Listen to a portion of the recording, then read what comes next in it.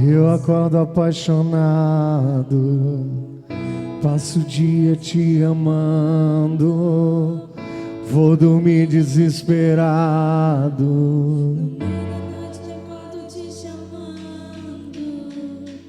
Eu acordo apaixonado, passo o dia te amando, vou dormir desesperado. No meio da noite levanto te chamando.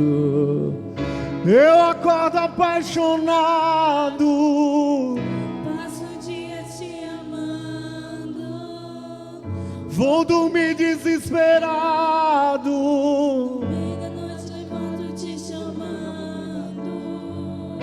Eu acordo apaixonado, Passo o dia te amando, vou dormir desesperado. No meio da noite levanto te chamando. eu acordo apaixonado, diga isso a ele. Passo o dia te amando, Vou dormir desesperado. no meio da noite levanto te chamando. Eu acordo apaixonado. Passo o dia te amando, Meu Deus. vou dormir desesperado. No meio da noite levanto te chamando. Vai sentando, mas não senta sem dar glória a Deus. Não senta sem aplaudir a esse nome.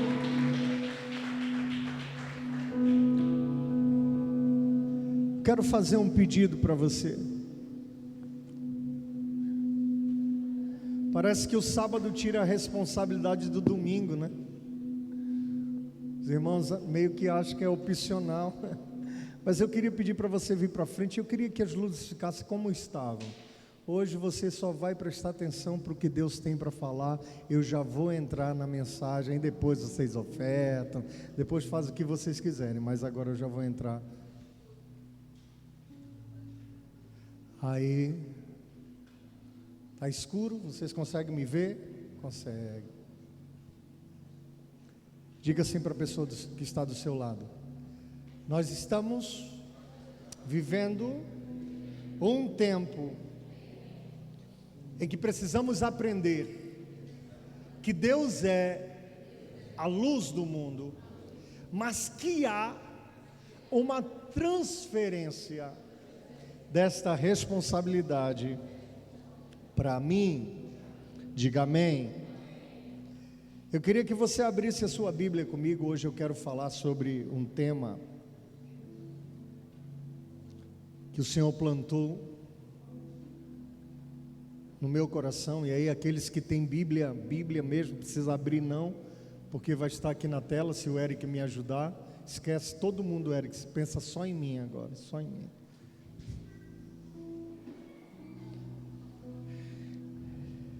Deus plantou no meu coração uma mensagem. E aí quando eu estava concluindo, aí um irmão acha de mandar um louvor para mim, esses irmãos. Aí eu comecei a chorar.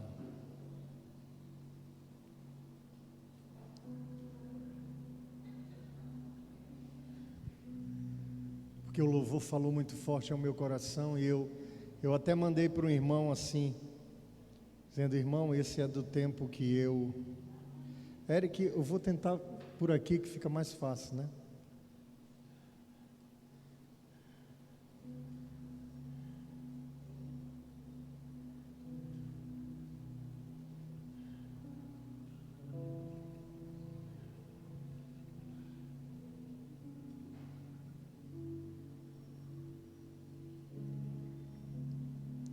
E aí eu falei para ele que essa canção fala muito forte ao meu coração, porque eu cantava essa canção quando eu era um jovem sonhador.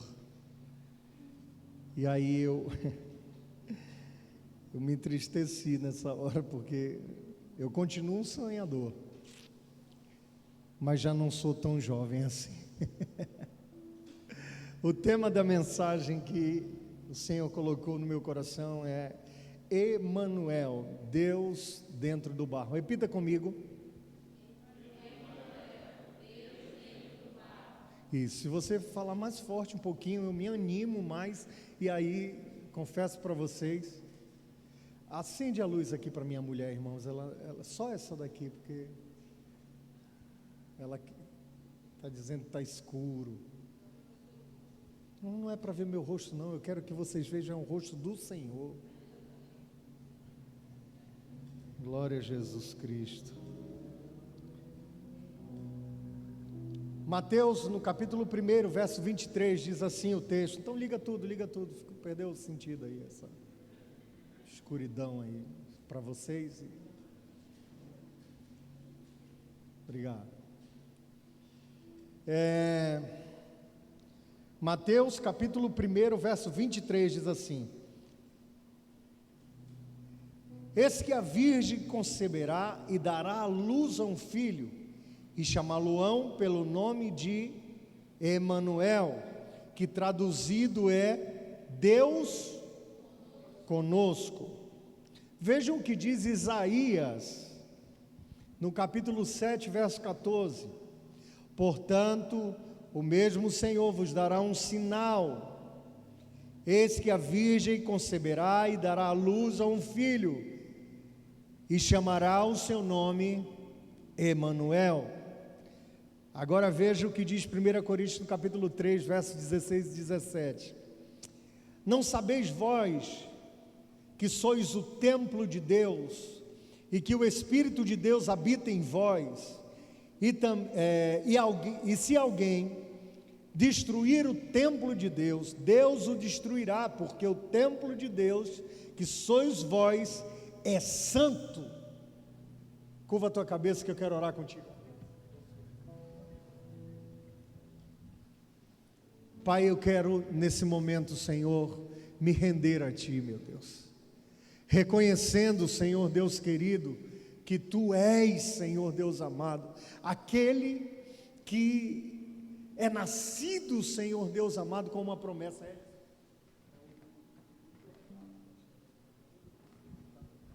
Então eu te peço, Pai, em nome de Jesus, que Tu fales poderosamente ao nosso coração nessa noite, Senhor, toda e qualquer investida do diabo, Senhor Deus querido, nesse mês que é um mês muito propício, em que o capitalismo, Senhor Deus querido, tem tomado conta do coração de muitos. Aqui está uma igreja rendida a Ti, Senhor, por isso eu te peço que Tu fales poderosamente ao coração dos Teus filhos, no santo nome de Jesus. Amém e amém. Queridos, é comum que vocês já conheçam, por cristãos, leitores e estudiosos da palavra de Deus como são, é possível, eu acho bem provável, que já tenham escutado sobre o significado, ou lido, sobre o significado de Emanuel. Hoje eu quero não trazer qualquer distúrbio, ou distorção a este significado. Pelo contrário, quero afirmar, mas trazendo para vocês, dentro da etimologia da palavra, o que significa de fato Emanuel. E aí não dá nem para que eu acho que aí quebra todo o contexto doutrinário, religioso, que afirmam Emanuel, afirmam Jesus como sendo apenas o Filho de Deus e não o próprio Deus. Nesta palavra já está contido. A palavra Emanuel, ela vem do grego Emanuoi, no hebraico Emanuel, esse El é de Deus. Mas o latim nos ajuda muito a entender melhor isso, porque é uma junção de palavras. A junção da palavra imanu, que significa dentro de, ou entre, ou no mesmo lugar, e o prefixo el, que significa Deus. Logo, Se observarmos no sentido literal dessa palavra, é Deus dentro de nós. E daí o tema dessa mensagem: Deus dentro do barro. Amém?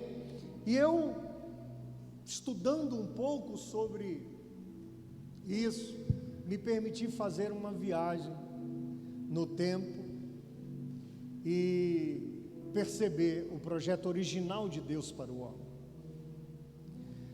Quando Deus criou a terra, e Ele viu que tudo que Ele tinha feito era perfeito, Ele decidiu dar de presente essa terra para alguém. Só que Deus, como sendo um Deus de princípios, Ele, tudo o que fez, Ele fez com o poder da palavra, e haja, e haja, e haja. Mas quando se trata da criação do homem, Deus pega a matéria de tudo aquilo que Ele tinha criado e Ele desenha, formata um boneco, dizendo: esse aqui vai ser o barro, e eu vou soprar sobre ele, e uma vez que eu sopre o meu espírito sobre ele, e haja esse contato entre o que é material, entre o que é natural, entre o que é criado com o Criador, logo então ele se tornará alma vivente. E foi exatamente assim que aconteceu. E depois disso ele diz para o homem: olha, tudo isso que está aqui é seu, domine, governe, sujeite. E sabe que eu entendo que muitos de nós talvez não conquistemos o que nós estamos buscando, porque a gente ainda não entendeu esse princípio, que tudo o que Deus fez, Ele fez para mim e para você. Marco Feliciano, numa das suas mensagens, ele diz que há um segredo que, se nós descobrirmos esse segredo, é possível que a gente consiga tomar de volta tudo aquilo que Satanás roubou de nós, porque ele está neste mundo de maneira ilegal. Porque olha como Deus é tremendo nos seus princípios. Ele cria o homem da matéria e estabelece que a maneira legal para estar aqui era tendo parte desta terra, ou seja, a única maneira de estar aqui é através de um corpo. E Satanás, sabendo disso, e sabendo que perdera, porque na verdade, queridos, Satanás, ele se tornou o dono de tudo isso quando o homem decidiu desobedecer a uma determinação de Deus, e através desse homem veio o pecado, e o pecado trouxe então uma inversão nisso tudo. Mas o diabo estava sem lugar, e aí Deus cria o homem, dá a terra para ele, depois de tê-la criado, e diz para ele assim: olha, agora eu vou habitar dentro de você. É Deus dentro do barro. O desenho inicial é Deus dentro do barro. Pastor, por que o senhor decidiu falar sobre isso? Porque nesses dias, muitos dos meus colegas pastores estão num culto como esse, ou até mesmo amanhã, vão falar sobre o verdadeiro sentido do Natal. E aí eu quero dizer para você que não há um verdadeiro sentido do nascimento de Jesus sem que antes eu conheça o desenho original de Deus a respeito do homem, porque senão não vai fazer sentido nunca. Por mais que alguém me diga, olha, não tem nada a ver, o Papai Noel, o São Nicolau, né, com aquela barbinha, não tem nada a ver não, o verdadeiro sentido do Natal é Jesus, tá, mas o que isso traz de informação para mim? Ok, até porque o Jesus Cristo que é pregado no Natal é um pobrezinho, pequenino, dentro de uma manjedoura, coitadinho, que sinceramente não conseguiu ajudar nem a ele mesmo, quanto mais eu e você. Esse não é o meu Jesus e o teu Jesus. Tudo isso é bem verdade que aconteceu com ele, mas na verdade, toda essa maneira foi porque Deus é um Deus de legalidades, e a maneira legal de estar aqui era entrando dentro de um barro, porque o projeto original se perdeu com o pecado de Adão. Mas espera aí, que lá na frente eu explico sobre isso. Eu quero me ater aqui a quando Satanás entendeu isso e percebeu que de fato não tinha mais nada para ele. E ele então decide entrar em um corpo para que pudesse ter alguma legalidade de conversar com o homem, de falar com o homem. E aí ele entra em uma... Ainda bem que tem alguém aqui que lê a Bíblia. Ele entra em uma serpente. E é interessante que quando Satanás começa a dialogar com a mulher, ele faz muito como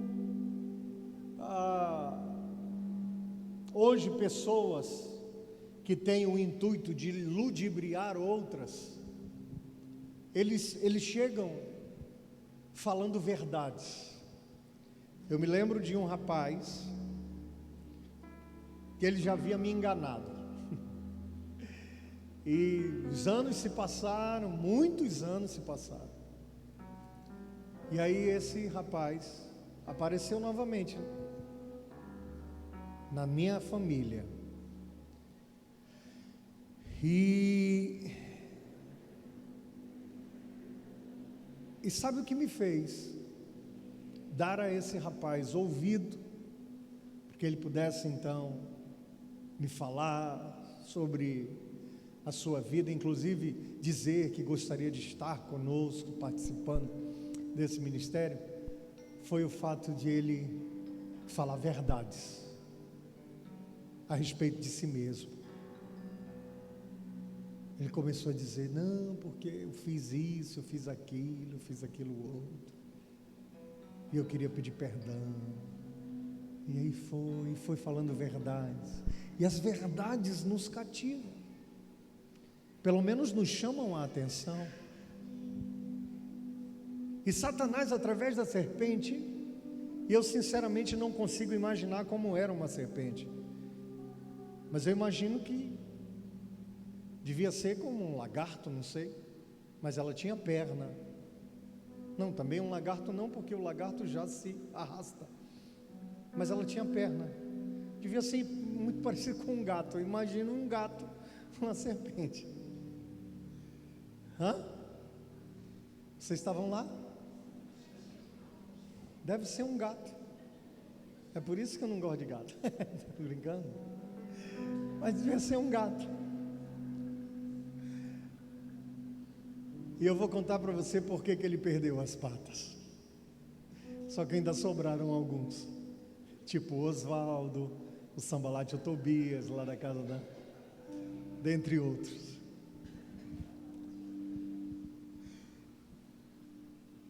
E aí a serpente começa então a conversar com Eva e começa a falar verdades para ela. É bem verdade que Deus disse para você que você não pode comer nenhuma dessas árvores, né? É, mais ou menos isso. Ele disse, só tem uma árvore ali que a gente não pode comer. Ou melhor, você pode comer de todas as árvores, né? Mas tem uma que você não pode. Como é que é isso? Se você comer, você vai... essa daqui eu não posso comer, porque se eu comer, vai morrer, né? Pois é. Na verdade, é que Deus teme que você se torne igual a Ele. Então, se você comer deste fruto, você vai ser conhecedora do bem e do mal. Isso não era mentira, era verdade. Só que ele omitiu as consequências de tudo isso. E aí eu imagino a cena: Deus chegando no Éden e Adão escondido, Eva escondida, condenada na sua mente, Satanás ainda escondido dentro da serpente, esperando o que ia dar, mas muito feliz, sorridente, porque entendeu, acabei com o projeto, acabei com o plano de Deus dentro do barro. E essa terra já não vai mais ser, o homem já não vai mais ser dono dessa terra. Por quê? Porque perdeu a parte de Deus que havia nele. O livro de Gênesis, no capítulo 6, Deus fala para Noé: Noé, eu vou tirar o meu espírito não estará mais sobre o homem. Perceba, Deus já tinha, nesses passos, caminhando no Éden, ele já tinha um plano para resgatar essa essência do Emanuel, Deus dentro do barro. Quando ele chega, e aí ele ouve Adão choramingando, colocando a culpa na mulher, aí vem Eva também chorando, dizendo: não, o culpado é a serpente. E Deus começa então a colocar em prática o seu plano. Como um Deus de princípio, Ele estabelece as consequências do pecado de Adão, do pecado de Eva, a consequência dos 4 elementos que estavam envolvidos nessa façanha. A serpente, ele dá um decreto dizendo para ela: olha, a partir de hoje você não vai mais ser como um gato, você vai rastejar, vai ter o mesmo espírito do gato, mas vai rastejar sobre o seu ventre, vai se alimentar de pó. Agora a conversa é contigo, diabo. E ele estava sorridente, imagina isso aí, dizendo: não, eu consegui acabar com o projeto original. E nesse mesmo momento, Deus traz para Satanás, embora não diga para ele qual o dia, ele disse para ele: escuta aqui, Satanás, como Deus, sabendo de tudo, o tempo está na sua mão, ele já imaginava que as pessoas estariam hoje, ou amanhã, melhor dizendo, buscando um sentido para aquilo que não tem sentido, porque mais importante do que o nascimento de Jesus está a sua morte. E as pessoas estariam buscando sentido, mas na verdade o sentido disso tudo está naquilo que primeiro proferiu Isaías, muitos anos antes do nascimento de Jesus. E é engraçado, Isaías é um protótipo da Bíblia. É como se fosse uma mini Bíblia. Quantos livros tem na Bíblia, irmãos? 66. 39 no Antigo Testamento e 27 no Novo. Olha aí o Franklin. Os 39 do Antigo Testamento fala sobre a história do seu povo Israel. Os 27 do Novo Testamento fala de um novo Israel, chamado Igreja do Senhor. Isaías tem quantos capítulos? 66 capítulos. Os 39 primeiros capítulos de Isaías falam exatamente sobre a história, uma história decadente do seu povo. E a partir do verso 39, os próximos 27 capítulos, fala sobre... Oi? Levantou a mão assim. E os próximos 27 capítulos fala sobre esta nova oportunidade que Deus daria à humanidade, apontando para o Messias, Jesus Cristo. Então, Isaías traz para nós aquilo que daria sentido, mas na verdade, nós observamos o capítulo 7, o capítulo 8, capítulo 7, verso 14, capítulo 8, verso 8, no capítulo 9, falando sobre quem ele seria, mas é no capítulo 53, que traz para mim e para você o sentido de tudo isso, dizendo que sobre as suas pisaduras, eu e você seríamos sarados. Era exatamente isso que Deus estava falando para Satanás e não para a serpente, lá no Éden, dizendo: escuta, vai nascer alguém, a semente da mulher vai esmagar a tua cabeça. Um Natal que não fala desse sentido real, do resgate de um projeto original. Deus dentro do barro não pode ser por nós, por mim e por você, levado em consideração.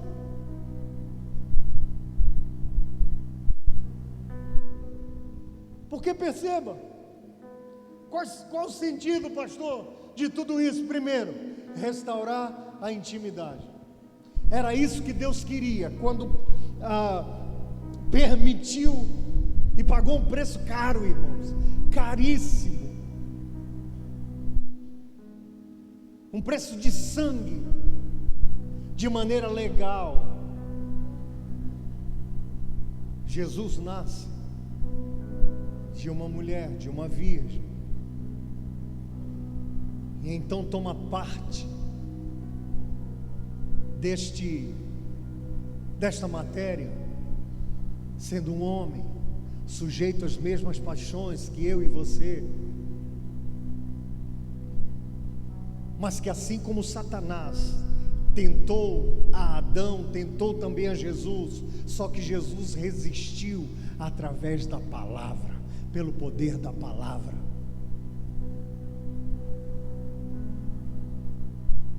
E esse preço caríssimo pago tem um objetivo. Qual é o objetivo, pastor? Tornar real esse resgate, essa restauração da intimidade. Deus dentro do barro.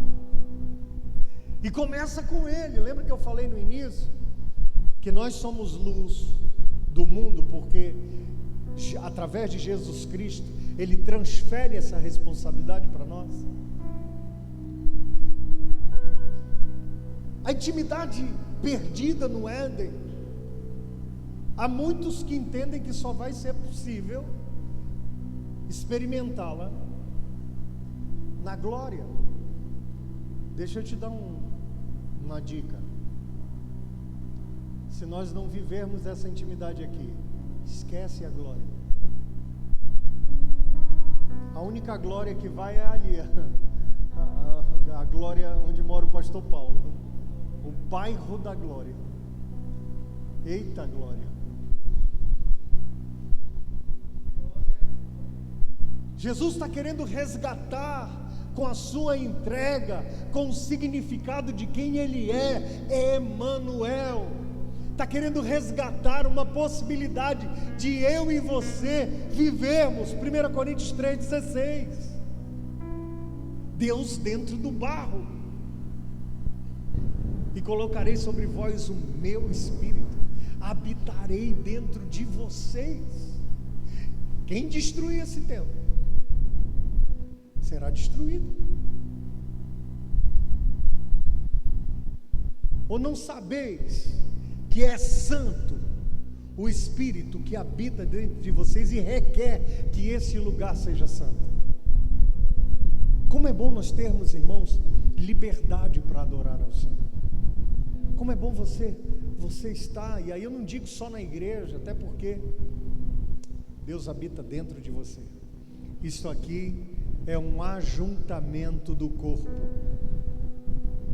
mas Deus habita dentro de nós, dentro de mim, dentro de você. Mas como é bom nós temos liberdade para adorar ao Senhor, para chegar diante da sua face. E aí eu vou dizer uma coisa para vocês, há um conceito outro a respeito do que é idolatria. O que o dicionário diz para a gente que idolatria é uma adoração verdadeira a um Deus falso. Mas idolatria também é uma adoração falsa a um Deus verdadeiro.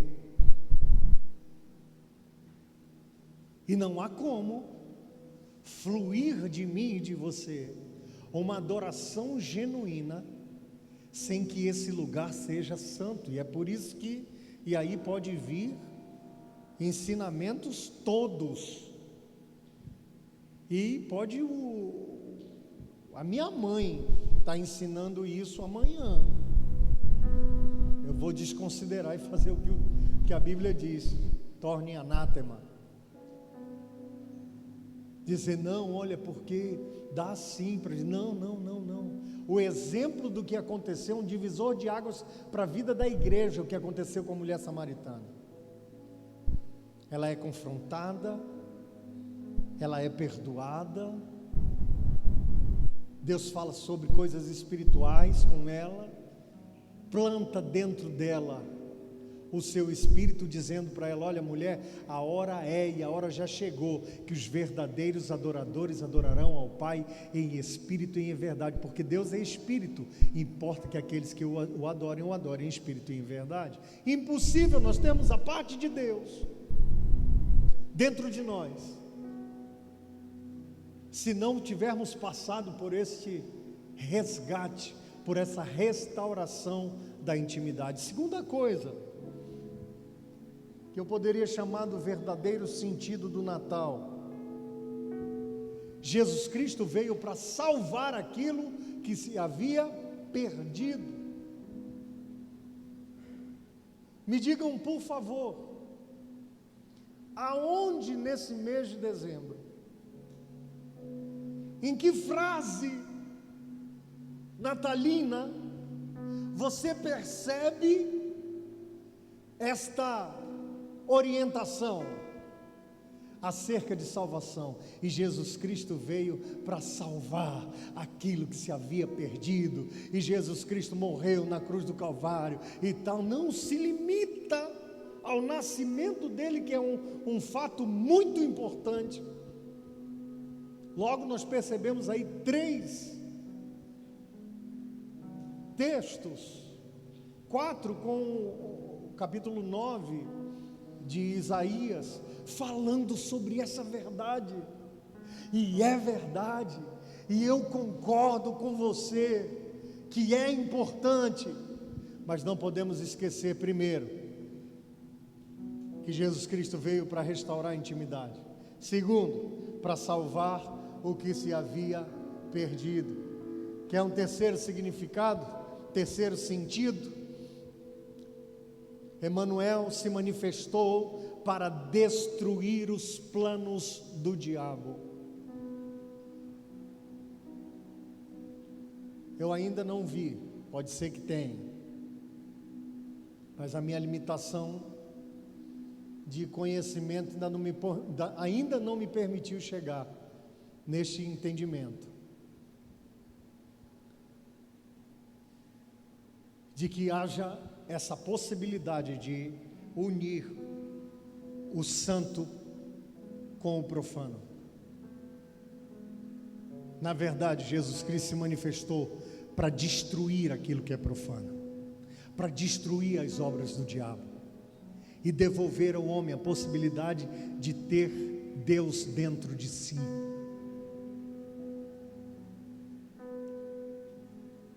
Quarto e último, Jesus Cristo, o Emanuel, se manifestou para resgatar a essência. Uma essência perdida, segundo o que está escrito no livro de Romanos, no capítulo 3. Porque todos pecaram e foram destituídos da glória de Deus. Uma vez destituídos, irmãos, precisava